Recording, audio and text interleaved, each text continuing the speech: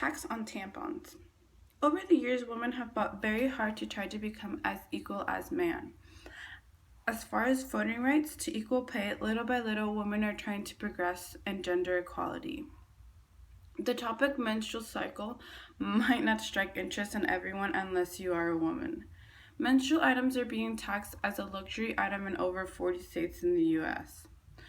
There might be speculation that men were making the laws when that tax was passed, which is why some of these laws are still intact today. Women are either intimidated or too scared to speak about their own anatomy. Unfortunately, a menstrual cycle is something out of a woman's control, and it is very important to their health. How can women's menstrual items be taxed as a luxury item? Menstrual items are not affordable to all. A menstrual cycle is not something women can choose to opt out on every month. Mother Nature completely has taken control over what and when it comes to a menstrual cycle. Across the US states, there has been bills that have been presented to state lawmakers on this tax, but most are at a hold because many believe that the tax isn't much for a woman to pay. According to Jordan Gaspor in her article citing gender bias, the average woman menstruates from ages 12 to 50. That means women are estimated to have roughly 450 periods in their lifetime. This means we live in a world where our preteens have to pay a tax on a necessity item.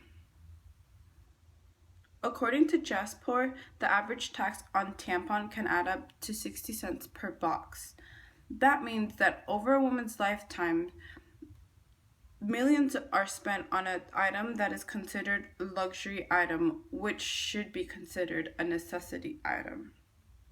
In fact, tampons have become so cost prohibitive for women who are struggling to get by that they're often at the top of the list of items U.S. homeless shelters need most, according to a report from Jazzera America. Level of fairness on tampon tax. For starters, this tax unfairly adds to the economic burden of women whose studies suggest that may already get paid less than men in comparable positions and may be charged higher prices for similar items and services. Many suspect that tax on tampons is just another example of gender bias. Call it what you want. Even President Obama seemed to relate to the topic when asked in a recent interview on rightness of tax on tampons. He stated, "I have no idea why states would tax these as luxury items." Let's refine this down and start from the beginning.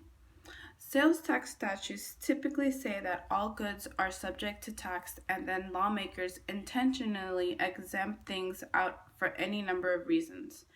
Decisions about what is and isn't subject to state sales tax are often highly subjective, if not plain goofy, as tax sales analysis publisher David Baroni stated. The basic idea is that women should not be at a disadvantage in the healthcare system, and this is just one more example of it that has been brought up to state lawmakers' attention.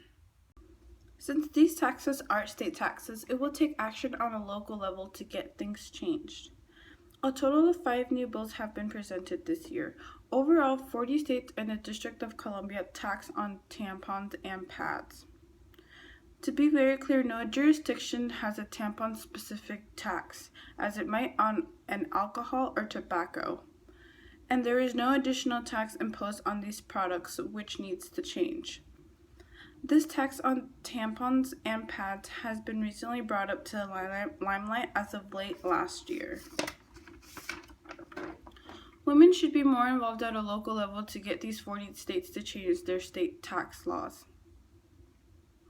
There are currently numerous petitions and active protesters that are putting pressure on their state to make changes. Officials might classify gender equality as a reason to not include menstruation as an illness or disease, being that it is a multi-million-dollar Global Industry by Kimberly Clark and Procter and Gamble. An ideal tax system would subject to a very low sales tax rate. Then, to make sure the poor aren't harmed, they could be given an advanced tax credit or rebate to cover their sales tax burden. All women across the world should speak out for themselves and try to make a change on this nationwide tax. Women are basically being taxed for something that is totally out of their control. It's an issue that's gaining more and more recognition across the world. Canada's tax on feminine hygiene products was lifted summer 2015 after thousands signed an online petition. In Britain, a few women staged a tampon tax protest while on their menstrual cycle. In California, a new proposal has been introduced as well. Idealistically, a proposed legislation would add tampons and sanitary napkins to the list of products that are exempt from sales tax across the states. Lifting this economic stress from women would be no more regulatory discrimination. At this point, many might try to draw a comparison between a tampon and a product that might mean just as much to men, like a condom. Maybe removing the tax on tampons can also open up a passage for adding jock straps and condoms to the list of sales tax-free items and hope to achieve gender tax equality. I think we can all agree that a woman's menstrual cycle is something that cannot be controlled and should be considered as a healthcare necessity item. Tampons should be treated as a health product. But if necessary health product is a standard, then one could also argue that toilet paper and other items to that matter which would qualify.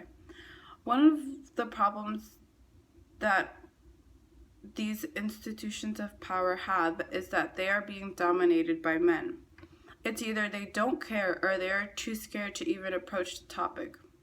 Viagra, birth control, treatment for erectile dysfunction, medicated condoms, and yeast infection medication are all exempt from tax because they are considered a healthcare drug. So why not include tampons and pads on the list? Women's health has been misunderstood and neglected throughout history, and this can go no more.